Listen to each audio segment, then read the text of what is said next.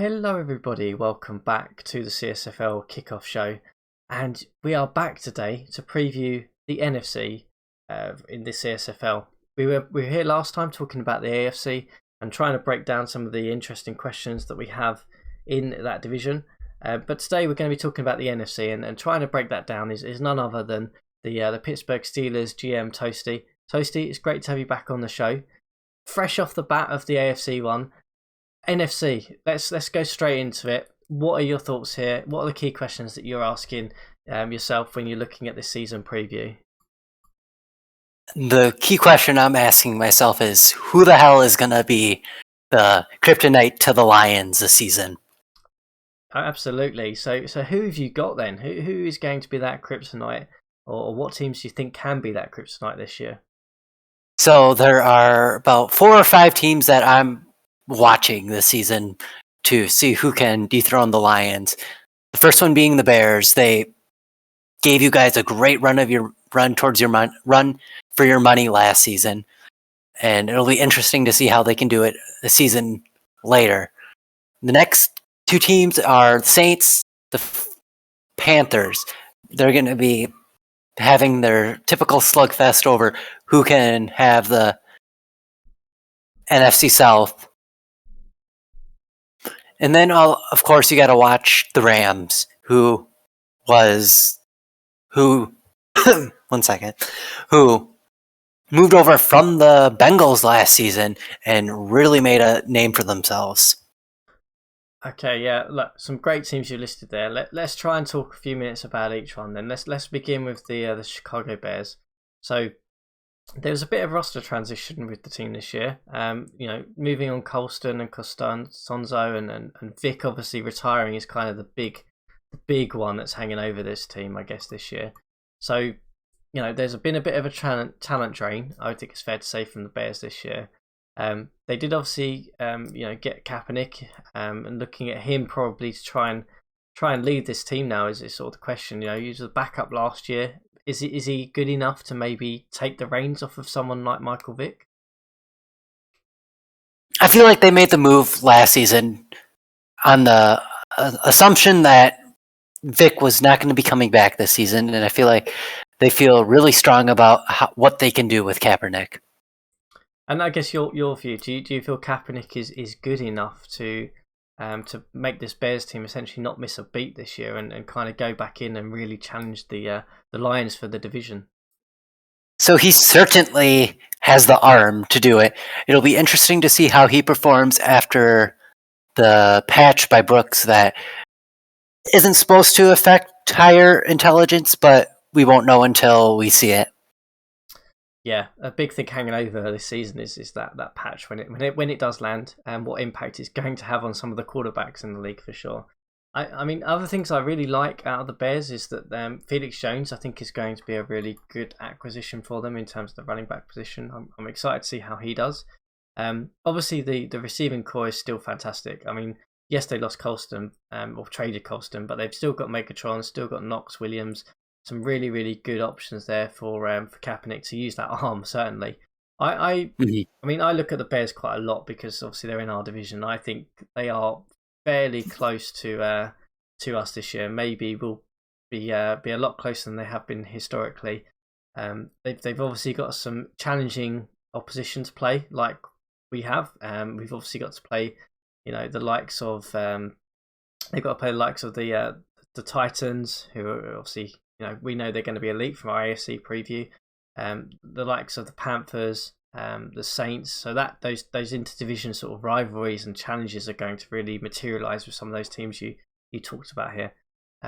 So I certainly see the Bears being fairly close to us this year, and I think that for me the biggest question mark is I personally don't know whether Kaepernick is good enough to replace Vic. I don't think he necessarily has the right skill set. And who knows what's going to happen there. Yeah, I feel the same way. I don't, but with the looming quarterback patch, you just don't know what that's going to change, what that's going to affect. For all we know, that could turn Pakal into a god-tier quarterback who is 93 accuracy, 91 arm, but only 59 intelligence. Yeah, who knows? I mean, that's the thing, isn't it? And we'll probably come back and talk about that post patch and what impact it's had in another episode. But big question mark hanging over it. Let's talk about the Panthers and the Saints then. I mean, in terms of starting with the Panthers, I guess. What's your take then? What have they got going for them? How do you feel they can probably be, coming out the NFC maybe as the contender this year? So they went out and really bolstered up their linebacker corp this season with Woodley and what's the other guy? Briggs. They really wanted to bring in help for Barrett and Hightower, and I feel like they did that very easily. Yeah, I think so. I mean, that linebacker core is unbelievably scary now. And Briggs, Barrett, and Hightower is going to be dangerous for any team to kind of play against. I mean, they're a little bit light in terms of who they've got there, I would say. Outside of that, though, that's the only thing. There are some sort of depth challenges in there. You obviously got guys like maybe Woodley who can possibly fit in there if need be. They've got some rotations to kind of move. I think usual thing though for the Panthers, that receiving core with Cam Newton is just unbelievably good. Like really, really good. Beckham Jr. and Robinson are just scary propositions. Yeah, it's really the sheer opposite of what we found in our AFC preview, which is the Panthers went heavy on getting Newton guys to catch the ball.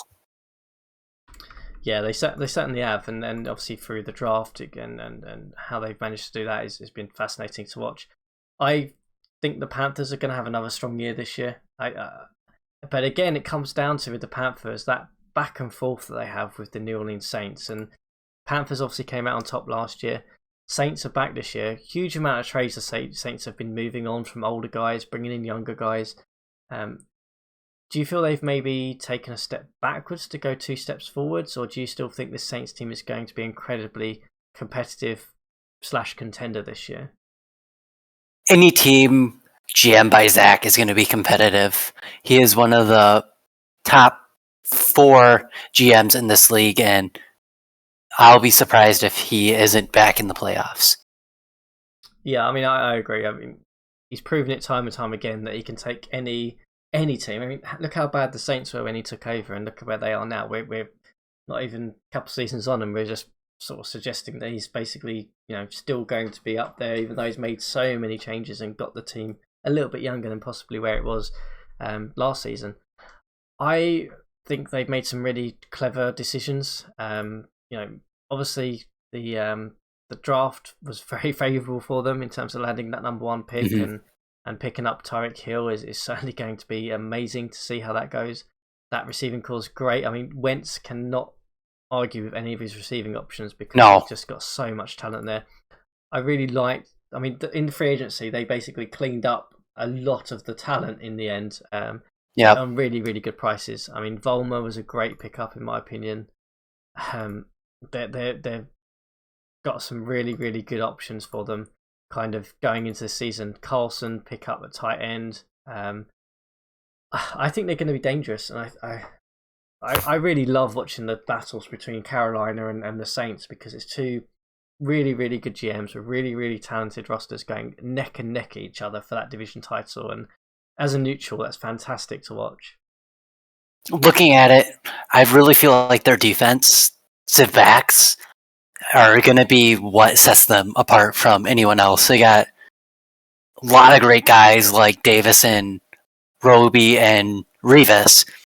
They really cleaned up there in free agency, and they really put the earnest on making it really hard for Newton to find his guys. Yeah, and again, we've talked in the AFC one, but it's great to see how the divisions kind of morph into this kind of battle between strengths and weaknesses. And obviously the Panthers have this amazing receiving core. The Saints have this amazing receiving core. They've both had to go and get out amazing backfields now to try and just basically be competitive against each other. And it's really interesting how that merges together. And I'm excited. I'm really excited to see that battle between the two, and I completely agree with you. They both are contenders and probably going to be there. Division wild card. Don't want to face them. Whatever happens there. But let's move on to the Rams. Another team that you kind of picked up on. Obviously, Stewart coming over in the sort of mid-season. They went on this absolutely crazy good run. Ran into the playoffs. Great form. Another sort of now it's a full season of Stewart under the helm. What's got you thinking that this team maybe is now a regular contender? Stewart has proven himself to be a great GM, and just the moves that he made this offseason tells you that he is ready to be competitive and bring his team to the next level. Yeah. So what moves in particular were you that stand out to think that yes, okay, Stewart's there, that team's going to be a contender now? So I really like that they looked at their roster and went, we need to get defensive backs. So they picked up Coleman, DJ Swearinger,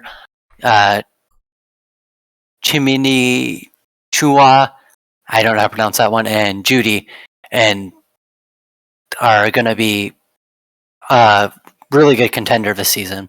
I'm really glad that you said Chimidi's name before I did, because that's just given me relief to try and say it. So thank you for that. No, I agree. I think Stewart is a really savvy operator as a GM. He's not one of those that would go and get just flashy signings all over the place. He gets things that actually fit and addresses gaps and weaknesses in the roster, and we've seen that with his time at the Bengals, as how he did that with some savvy moves, some savvy re-signings, to kind of just try and bring that team back together. And he's doing the exact same thing with the Rams. It's not really surprising that they've gone from being a borderline bottom 5 team to being a contender within half a season. I agree. The backs signings are really good.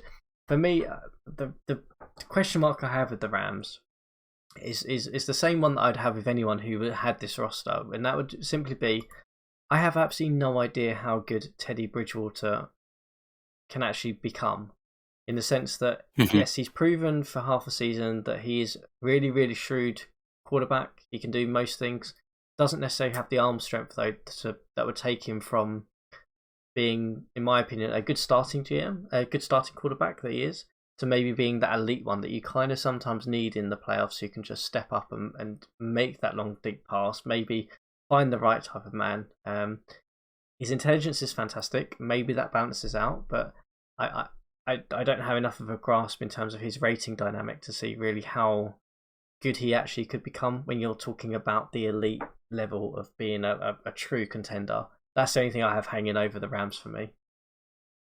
Yeah, for me, Stewart really seemed to go for the just ball control last season, and it'll be interesting to see if he continues that, because in all reality, that's what Teddy Bridgewater gives you, is extreme ball control.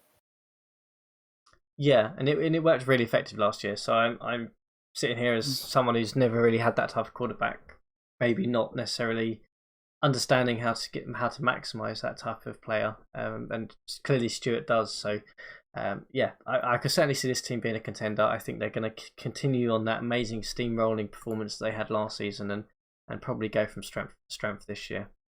So that kind of brings us to the end of the teams that you said probably going to be up there. Crips Knights to the Lions. Any other sort of big storylines, big question marks, or interesting things that you see in the NFC this year? So the next question I have for the NFC is, who's going to take the NFC East with the Cowboys being pushed back to coach playbooks? Yeah, that's a fantastic question to ask. So we've got the likes of the Washington Commanders, the Giants, and the Eagles. Historically, I would sit here and I would say the Giants 100% taking that division again now. The Eagles historically and Washington have not really lived up to the billing to take that division before. But what's your take on the 3 teams that are kind of remaining in the NFC East? So when I look at the NFC East, historically, the Giants have always been the next team. But looking at the Commanders, I really feel like they have the roster this season to compete with the Giants. Okay, what things excite you about the Washington roster this year? I really like that they have a very serviceable wide receiver corp. I'll put it that way, to complement Pryor. Yeah, I mean Lewis, Cooper, Cannon, all really really good receivers. Pryor continues to look elite on paper, so hopefully he can put the performance down as well. I mean, I think I like Bell in the backfield as a running back option. Saunders is still there at sort of the tight end position. The biggest question mark that I've always had with this Washington team though has been that the offensive line probably isn't quite as good as I would want it to be. There are some gaps there in terms of probably the ability to maybe just hold off the defensive opposition with enough time to give Pryor the opportunity to kind of make the play or two. But on paper, I mean, this Washington team has continued to add talent this offseason.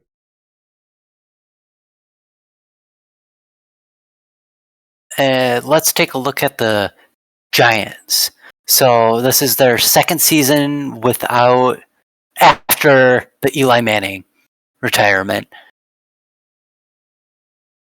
I like Matt Moore, but I do not believe he's the answer for them. Yeah, I mean, they did okay last year with Matt Moore. I think a lot of the pieces are kind of still around. Nix is still there, sort of receiving option. Cole Beasley looks like he's going to be pretty solid for them. Obviously Foster's in the backfield, sort of for them now. I mean, I think the interesting thing about the Giants is I know it's pre-season, but I know take it with a pinch of salt. But the thing that stood out for me was they beat the Jets 55-0. You know, I can't remember the last time I've seen a preseason game that high scoring with no points scored by the opposition. I appreciate that it's preseason. Who knows what playbook the Jets were running? They certainly were not running their normal playbook. I know that because no way would Zimmer let 55 points go. But I think that's a really exciting prospect for this Giants team. And maybe we're underestimating some of the development gains that this Giants team and Vin Cal as GM has kind of made this offseason. Yep, and one thing that's always stood out with the Giants is their defensive line with Sheldon Richardson and Aaron Donald. It's going to continue to be their strong suit, and they're going to dominate there again this season. Yeah, yeah, absolutely. I mean, the defensive line is elite for the Giants, and they will continue to dominate, especially in the division where there's not as much strength in terms of the offensive lines for some of these teams. So I can see them. I mean, for me, I still think the Giants are probably going to take that division this year with the Cowboys taking that step back. But let's talk about the Eagles then. A team that has always sort of been around 0.500 in my mind, and always been sort of not really bad enough to be a bottom 5 team, but not really quite good enough to sort of step up and take the division and really be a playoff threat. What's your take of sort of the roster construction this year, and how do you feel that's going to play out for them? My biggest question is, can they get their star wide receiver, Jeremy Maclin, back to his 2015 form when he was a plus 15,000 yards and plus 10 touchdowns? He was very good that season, and he just hasn't been able to replicate it since. No, I agree. I think he certainly needs to get back to that form for this Eagles team to probably be a contender in their division. I think it's going to be tough. I think the Eagles are going to be in the same position they were last year, which is probably about a 0.500, fighting there or thereabouts within a game or two. Got some really, really nice pieces on this team. Zach Ertz is obviously a nice pickup. I don't actually mind the quarterback position too much. I think Brad Sorensen's not actually that bad. He's got the arm, the accuracy, and high enough intelligence to be perfectly fine for them. I just don't know whether they've got quite enough in terms of strategy and in terms of the roster depth to maybe be competing for the division. Yeah, I agree. For them, it's going to come down to, can they find the right playbook that gets Sorensen plus 65% completion percentage? Yeah, completely agree. If I'm saying the margins are really fine for this team though, because they do have some really good talent, and given current status of play, I think they'll probably be 0.500. But with maybe just minor tweaks and adjustments in strategy, they could go from that 8-8 team to maybe that 10-6 team, and that's what we found in the East. That's normally been enough to kind of take this division. So maybe a couple of tweaks or two, they could take the division. But for me, I still think it's going to be the Giants. What do you think, Toasty? For me, I think it'll be the Giants, but the Eagles really do have a favorable schedule this season. Okay. Yeah, let's have a look at the schedule. I haven't actually looked at it for the Eagles this year. There's only a couple teams that stand out, and that's the Rams, the Broncos, and the Chargers. Yeah, that is a really nice schedule for the Eagles. Maybe that's enough for them to take the division, but we will wait and see how the NFC East goes. So we talked about a lot of teams in terms of competing. That question mark with the Eastern division. Anything else that's sort of standing out for you in terms of the NFC this year? You can't talk about the NFC and not look at the Lions. So with the Lions, they got the second overall pick, I believe, in the draft, and they were able to land Henry, who turned out to be a stud.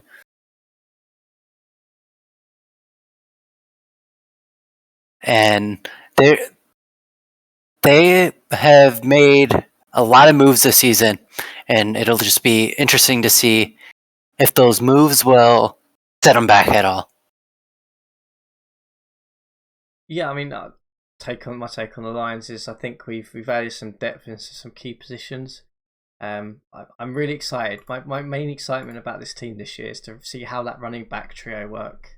So Henry, Matthews, Smith all bring something different in terms of that position to us, and I think it's going to be fascinating to see how that kind of works out. The receiving core has changed as well quite a lot, and that's going to be fun to see. I mean, there's a lot more weapons on the offensive side than probably we had last year now. So I'm excited. I'm very excited to see how we do this year. I think as you said though, the likes of the Saints, the Panthers, the Bears are really going to be up this year, and it's always is that arms race to see who's going to be thereabouts this year. But we'll certainly see how we come out in the shake of things. Let's turn it away from maybe some of the contenders and talk about some of the teams that have not necessarily been sort of in that sort of playoff run for a little while now. We've got the likes of Tampa, Minnesota, the Cardinals, the Seahawks, and the Packers, who have kind of been sort of the bottom end of this NFC for a little while now. Any sort of big things that surprised you about their off seasons, or maybe interesting things that you're looking to see how that plays out this year?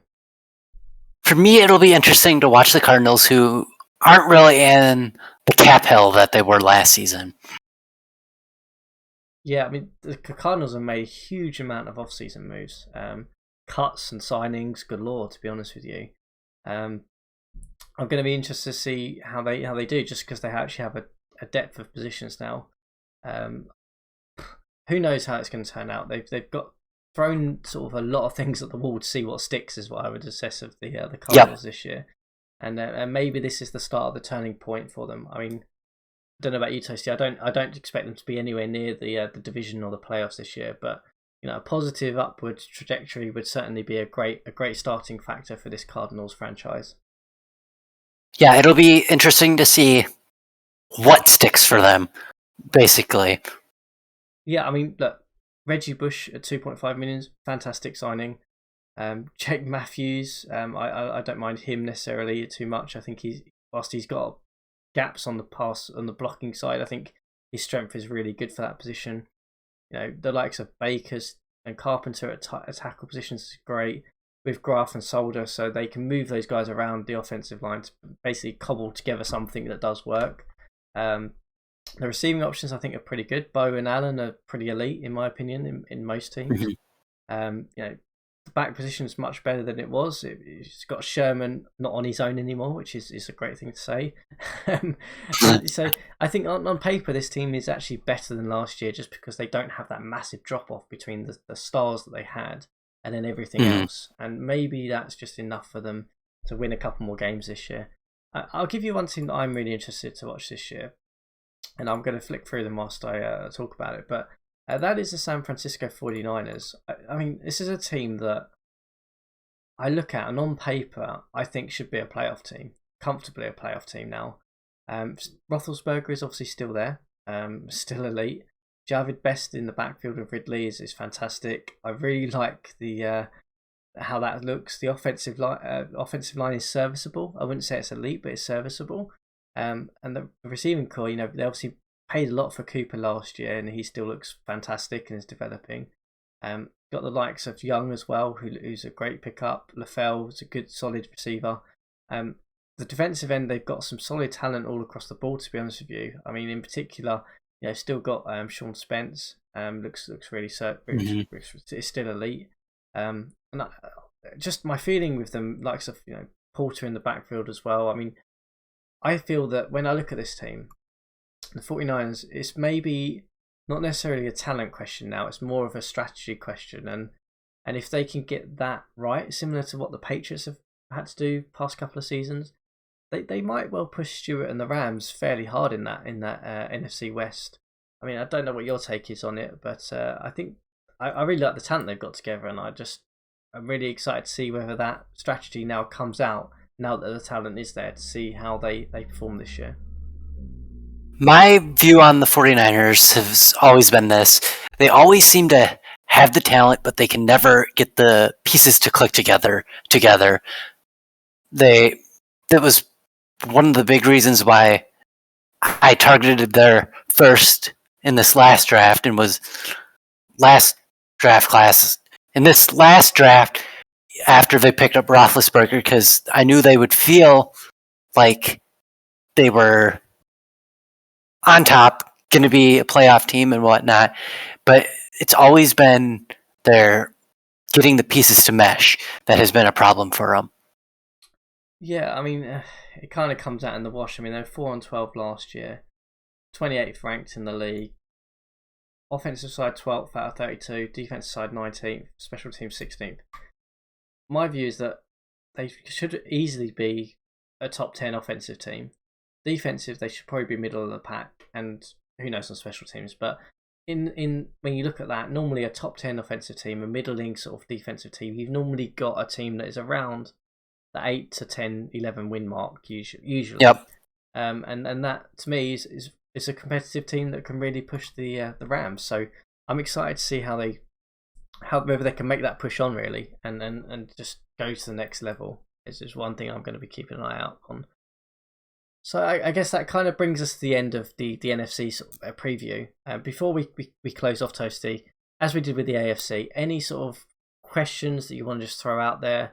Anything that's of interest, maybe at the end here? And we talked a little about contenders at the beginning, so I'm not going to throw that one out to you now. Mm-hmm. But just any key questions, key things, or just key observations that you're going to be excited to see how the NFC plays out this year.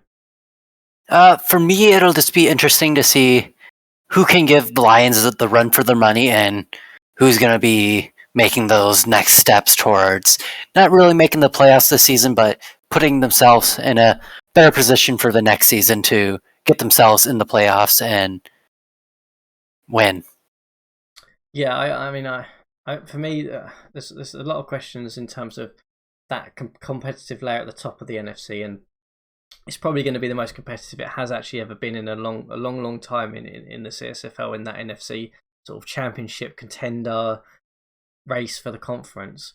I think looking across, I think the mid-packer teams, there could be a lot of dynamic shift and movement there this year.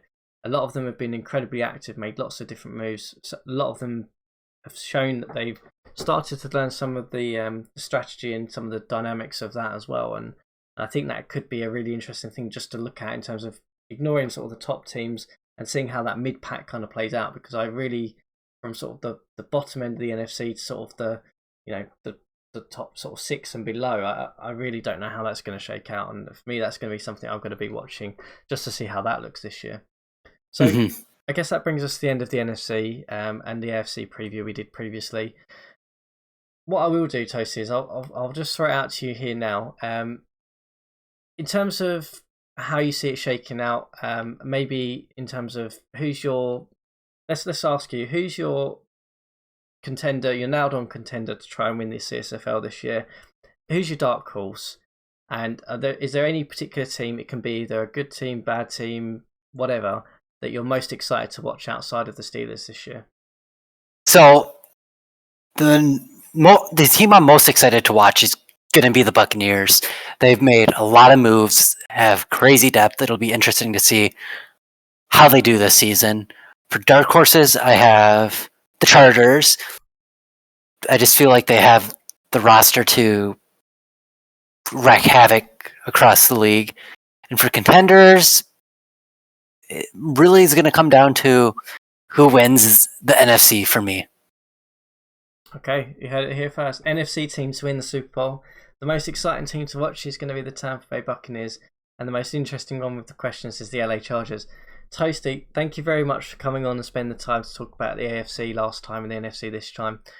I wish you the best of luck with the Pittsburgh Steelers this year, and I'm really excited to get back into actually watching some of the games play out this year and see who is going to come out as the CSFL champion for this season. Yep, best of luck to you too, and may the odds be in your favor.